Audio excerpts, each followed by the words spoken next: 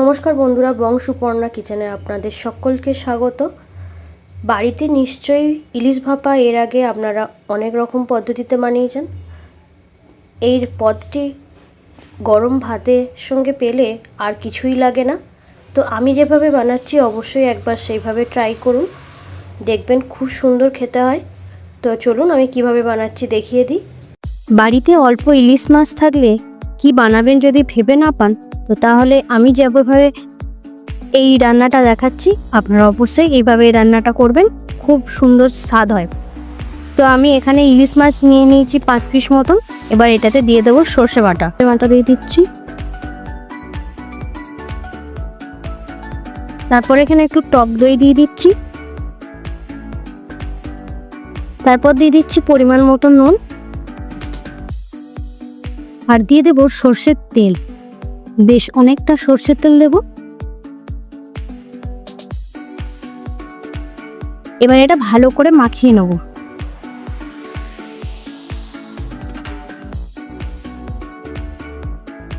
এটা মাখিয়ে নিয়ে যদি আপনারা বেশ 8 ঘন্টা রেখে দেন, তাহলে মাছের ভিতরে ভালো করে মশলাটা ঢুকে গিয়ে স্বাদটা আরও ভালো হবে।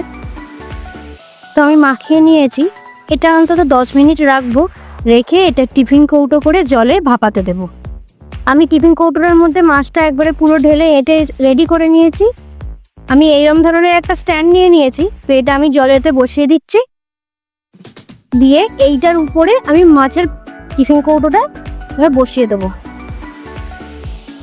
দিয়ে একটা ঢাকা দিয়ে মোটামুটি এটাকে 10 মিনিট মতন হতে দেবো। 2 মিনিট মতন রাখবো হাই ফ্লেমে। তারপরে গ্যাসের ফ্লেমটাকে একবারে লো করে দিয়ে একবারে 7-8 মিনিট মতন, ব্যাস তাহলে একদম রেডি হয়ে যাবে। এটা 2 মিনিট মতন আমার হাই ফ্লেমে থাকুক, তারপরে আমি কমিয়ে দেবো। এটা আমার 10 মিনিট মতন হয়ে গেছে। এবার আমি গ্যাসটা বন্ধ করে দিয়ে আরও 20 মিনিট এইভাবেই ঢাকনা দিয়ে রেখে দেবো।